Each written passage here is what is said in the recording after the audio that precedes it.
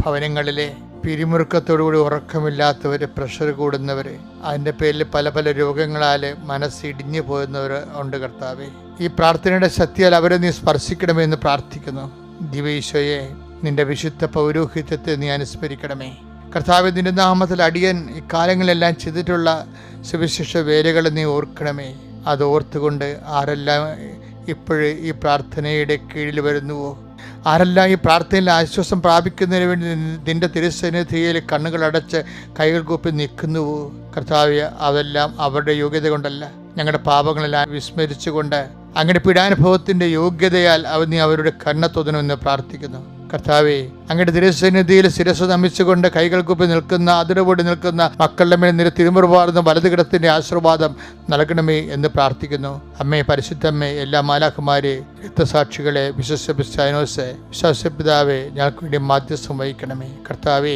സുവിശേഷത്തിന് വേണ്ടി രാത്രിയും പകലും ജീവിക്കുന്ന അനേകം മക്കളുണ്ട് കർത്താവേ. അവിടെ പ്രാർത്ഥന ചേർത്തുകൊണ്ട് കർത്താവേ, അത്ര കണ്ട് സുവിശേഷ വിഹിതമല്ല, എന്നാൽ ജീവിതത്തിലെ താങ്ങാനാവാത്ത ജീവിത പ്രസംഗങ്ങളുമായിട്ട് ദൈവദിവസത്തിന് വരാൻ പോലും യോഗ്യതയില്ലെന്ന് കരുതിക്കൊണ്ട് പ്രാർത്ഥിക്കാൻ പോലും മനസ്സ് മടിഞ്ഞു നിൽക്കുന്ന മക്കളുടെ മേൽ കർത്താവേ, അങ്ങയുടെ പീഡാനുഭവത്തിന്റെ യോഗ്യതയാൽ, സഭയുടെ പ്രാർത്ഥനയുടെയും പ്രേക്ഷിത പ്രവർത്തനങ്ങളുടെ യോഗ്യതയാൽ അങ്ങ് ഈ പ്രഭാതത്തിൽ അവരെ അനുഗ്രഹിക്കണമെന്ന് പ്രാർത്ഥിക്കുന്നു. എൻ്റെ